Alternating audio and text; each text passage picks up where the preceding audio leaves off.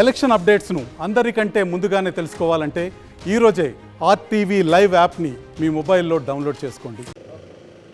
ఒక గ్రామానికి పెద్ద, ఒక నూతన రాష్ట్రానికి రాజధానం అవసరం అని చెప్పేసి గతంలో 2014 రాష్ట్ర విభజన అనంతరం అప్పటి ముఖ్యమంత్రి నారా చంద్రబాబు నాయుడు అమరావతి రైతులను బ్రతిమలాడి అదేవిధంగా రాజధాని యొక్క ప్రాముఖ్యతను తెలియజేసి సుమారు 34,342 ఎకరాలను రైతుల నుంచి దగ్గర తీసుకోవడం కూడా జరిగింది.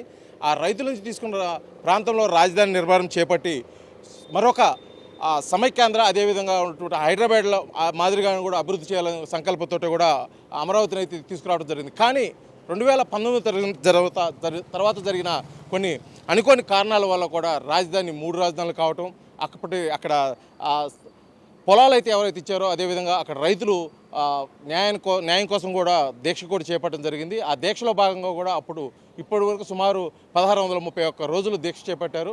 ఇప్పుడు వారు దీక్ష పూర్తయింది. అదేవిధంగా అమరావతి రాజధాని కాబోతుందన్న ఒక ఆనందంలో కూడా ఇప్పుడు పాదయాత్ర చేస్తూ తిరుమతికి మొక్కు చెల్లించుకోసం కూడా ఇప్పుడు ఉన్నారు. ఇప్పుడు ప్రకాశం జిల్లాలో వచ్చి ఉన్నారు. వారు మాట్లాడి తెలుసుకున్నారు అసలు ఏం జరిగింది, అసలు వారు ముఖ్య ఉద్దేశం ఏందో కూడా చెప్తారు. అమ్మ చెప్పండి, మీరు అనేక త్యాగాలు చేశారని చెప్పుకోవాలి. ఎందుకంటే పంట పండే పొలాలను సైతం లెక్క చేయకోకుండా ఒక రాజధాని నిర్మాణం కోసం నారా చంద్రబాబు నాయుడు పిలుపు మేరకు ముందుకు వచ్చి సుమారు 34,342 ఎకరాలు మీరు ఇవ్వటం కూడా జరిగింది.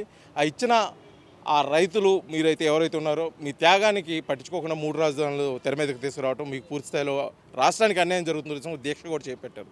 అసలు దీక్ష ముఖ్య ఉద్దేశం ఏముంటుంది? ఆ రోజున ఏదైతే సంకల్పంతో మేము ఇచ్చామోనండి, అమరావతి రాజధానిగా ఆంధ్ర రాష్ట్రానికి రాజధానిగా అమరావతిని 2 ప్రభుత్వాలండి, అక్కడ ప్రభుత్వము ప్రతిపక్షం 2 కూడా అంగీకరించి ఆ ప్రాంతాన్ని ఎంపిక చేసి రాజధాని రైతుల్లో ఉన్నటువంటి అనుమానాలు ఏదైతే రైతుల పరంగానండి వాళ్ళ జీవనాధారం వాళ్ళ తాత తండ్రుల నుంచి వచ్చినటువంటి ఆస్తిని ఆ రోజున ఇవ్వటానికి వెనక ముందు ఆడుతున్నా కూడా ప్రభుత్వ పెద్దలు కూడా దానికి సంబంధించి మాకు వాస్తవాలను వివరించి ఇట్లా డెవలప్ అవుతుంది, ఇలా ఉంటుంది, రాష్ట్రానికి ఇలా ఆర్థికంగా అవుతుంది, మీకు ఇలా ఉపయోగం ఉంటుంది, పిల్లల భవిష్యత్తు బాగుంటుంది, ఇవన్నీ మమ్మల్ని ఒప్పించి మేము కూడా సంతోషంగా ఓకే మన భూములు ఒక రాష్ట్రానికి ఉపయోగపడుతున్నాయి, మన కోసం కాకుండా మన రాష్ట్రంలో బిడ్డల కోసం ఉపయోగపడుతున్నాయి అన్నటువంటి ఒక ఆశతో మేము ఆ రోజున భూములు ఇచ్చాము.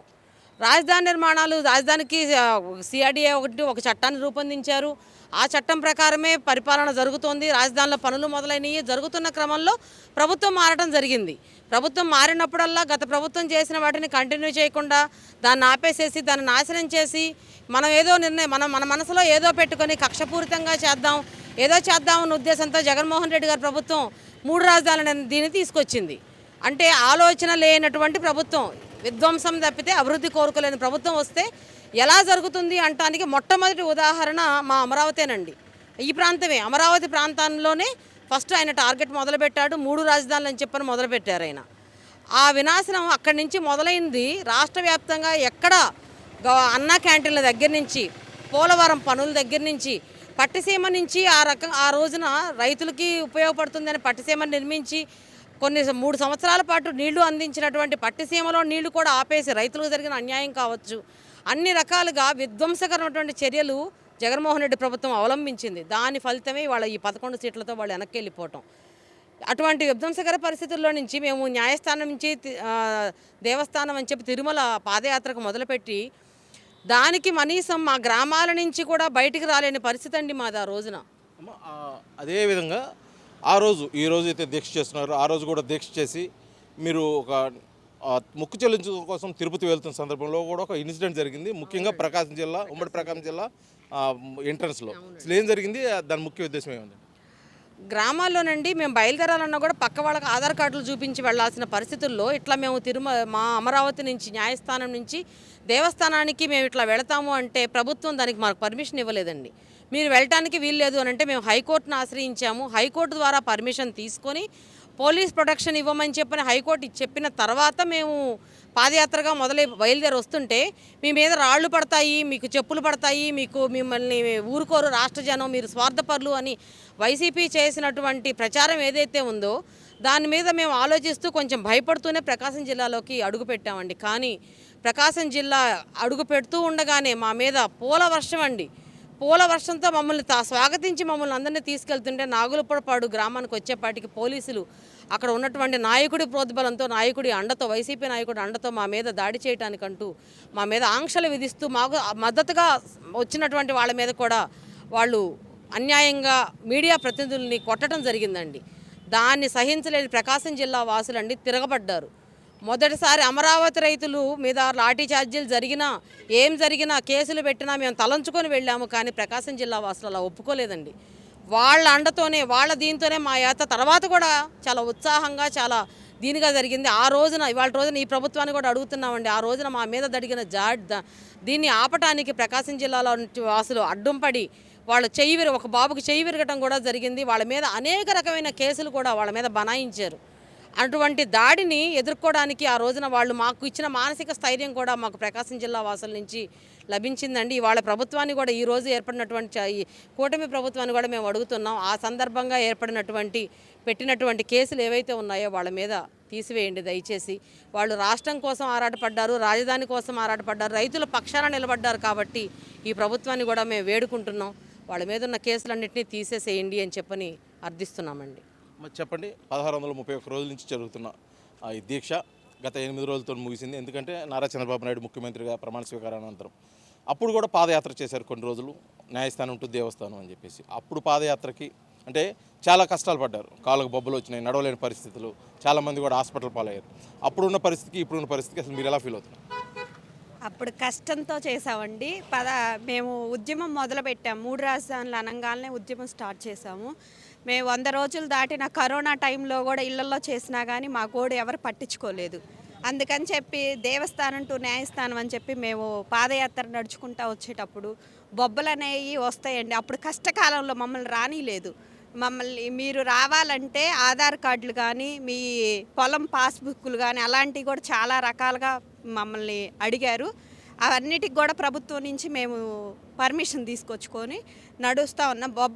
బొబ్బలతో అంటే పెద్ద పెద్ద వయసు వాళ్ళు, ఇళ్లలో ఉన్న పెద్ద వయసు వాళ్ళు కూడా మన రాజధాని కోల్పోయి బాధలో ఉన్నాం, మరి ఇంట్లో ఉంటే ఇంకా ఆ బాధను తట్టుకోలేకపోతున్నామని నడవటానికి కూడా వచ్చారు చాలామంది.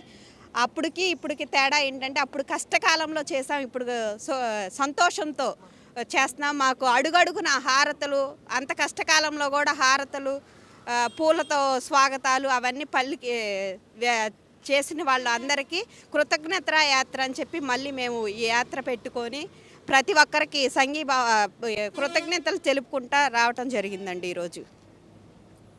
అమ్మ, అప్పుడు ఈ యాత్ర సందర్భంగా రాయపాటి శైలజ ప్రోత్సాహం ఎంతో ఉంది. మీరు అసలు ఎలా ఫీల్ అవుతున్నారు? అసలు మాకు చాలామంది ప్రోత్సాహబలంతో మేము అప్పుడు నడవటం జరిగిందండి. తను మాకు చాలా రకాలుగా పాపం రైతు కాపోయినా మా అందే ఫస్ట్ నుంచి ఉండి పాదయాత్రలో కూడా కంటిన్యూగా ఉంది. మేము తనకు కూడా కృతజ్ఞతలు తెలుపుతున్నామండి. మొత్తానికి మీరు అనుకున్నది సాధించారు. దేవుడి దయ వల్ల రాష్ట్ర ప్రజల ఓటు పుణ్యం అంటా కూడా రాష్ట్రంలో అయితే నారా చంద్రబాబు మరోసారి 4వ ముఖ్యమంత్రి కావటం, అమరావతి కళలు నెరవేరబోతున్నాయని చెప్పేసి ఒక సంతోషంతో చేస్తున్న ఈ యాత్ర. ఇప్పుడు మొత్తానికి మీరు అమరావతి రైతులుగా మీరు రాష్ట్ర ప్రజలకి ఏమి చెప్పబోతున్నారు? ముఖ్యంగా ఈసారి నారా చంద్రబాబు నాయుడు రాజధాని నిర్మాణం పూర్తిస్థాయిలో చేపట్టి ప్రజలైతే ఏదేదో అనుకుంటున్నారో అది పూర్తిస్థాయిలో నెరవేరుస్తారని చెప్పేసి మీరు భావిస్తున్నారు? 1631 రోజు నుంచి మేము అమరావతి ఉద్యమం చేస్తున్నప్పుడు ప్రతిరోజు కూడా ఈ మీడియా మిత్రుల ద్వారా కానివ్వండి, అట్లాగే సోషల్ మీడియా ద్వారా కానివ్వండి, వాస్తవాలు జనాలకు తెలియాలి. వాస్తవాలు జనాలకు తెలియకపోతే జగన్మోహన్ రెడ్డి అని అతను పద్దాకులు పదే అబద్ధాన్ని జనాల్లో తిప్పించి దాన్ని వాస్తవాలుగా నమ్మించే ప్రయత్నం చేశాడు. దాన్ని తిప్పికొట్టాలి. ప్రజలకి ఒక ఏమి జరుగుతుంది, ప్రభుత్వం చేస్తున్న దాష్టికాలు ఏదైతే ఉన్నాయో అవన్నీ ఒక మెసేజ్ రూపంలో వెళ్ళాలని చెప్పి మేము ప్రయత్నం చేసాం. ఆ ప్రయత్నం సఫలీకృతం అవడం వల్లనే ఇవాళ రోజున జగన్మోహన్ రెడ్డి గారు 151 సీట్ల నుంచి 11 సీట్లకు పరిమితం అయిపోవడానికి కారణము చంద్రబాబు నాయుడు గారు గెలిచిన తర్వాత ఏకైక రాజధానిగా అమరావతి రాజధానిగా ఉంటుంది, అట్లాగే అన్ని ప్రాంతాలను అభివృద్ధి చేస్తామని చెప్పి మాట్లాడటం జరిగింది. అందువల్లనే గౌరవ సభలో అడుగు పెడతానని చెప్పి శపథం పూనారు. ఆ గౌరవ సభలో అడుగుపెట్టిన 23వ తారీఖున అడుగు పెడతాం జరిగింది. 24వ తారీఖు నుంచి మేము ఈ కృతజ్ఞతా పాదయాత్రలు ఎవరైతే అమరావతిని కాపాడటానికి మాకు దేవదేవుళ్లే కానివ్వండి, అట్లాగే న్యాయ దేవుళ్లే కానివ్వండి, ఓటర్ దేవుళ్లే కానివ్వండి, అన్నిటికీ మాకు అండగా ఉన్నారు. కాబట్టి వాళ్ళందరికీ కృతజ్ఞత తెలియడం కూడా ఈ పాదయాత్ర మొదలుపెట్టాము. మీరు అడిగిన దాంట్లో చంద్రబాబు నాయుడు గారు చేస్తారా అని చెప్పి అడిగారు. చంద్రబాబు నాయుడు గారు చేస్తారనడానికి నిదర్శనం ఇవాళే 1వ తారీఖు గత అమల్లో ఏదైతే ఉందో 3 నెలలు కలిపేసి, అంటే మే జూన్ జూలైది కలిపేసి ఏప్రిల్ మే జూన్ నెలలు కలిపేసి 3 నెలలతో పాటు ఈ నెల పెన్షన్ 4,000 చేస్తున్నారు. 4,000, 3,000, 7,000 రూపాయల పెన్షన్ ఇవాళ ఇవ్వటమే చూస్తూ ఉన్నాము.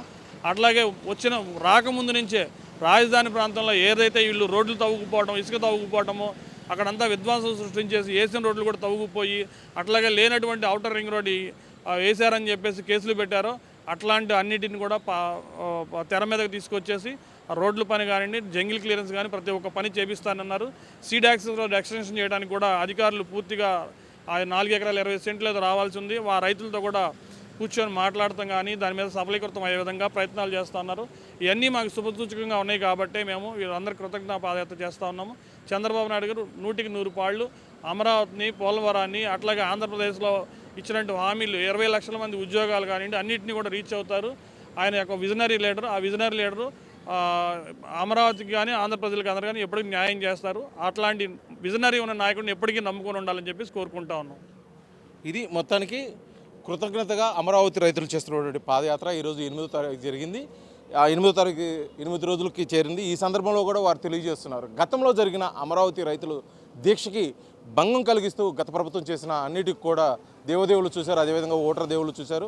అందులో భాగంగానే నారా చంద్రబాబు నాయుడు మరోసారి ముఖ్యమంత్రి చేసి అమరావతి రైతుల ఆకాంక్ష, అదేవిధంగా ఆంధ్ర రాష్ట్ర ప్రజల యొక్క రాజధాని ఆకాంక్షను కూడా తీర్చేందుకోసం కూడా ఒక అవకాశం కల్పించడం. ఖచ్చితంగా ఈసారి అమరావతి అదేవిధంగా రాష్ట్రంలో ఉన్న అనేక ప్రాజెక్టులు పూర్తవుతాయి. నారా చంద్రబాబు నాయుడుపై కూడా మాకు నమ్మకం ఉందని చెప్పేసి అందులో భాగంగా ఈరోజు తిరుపతి మొక్కు చెల్లించుకోవడం కోసం కూడా పాదయాత్రగా అమరావతి రైతులు వెళ్తున్న పరిస్థితి అని చెప్పేసి కూడా మనకు తెలియజేస్తున్నాం. వీడియో జర్నలిస్ట్ లక్ష్మితో శ్రీనివాస్, RTV, ఒల్లూరు, ప్రకాశం జిల్లా.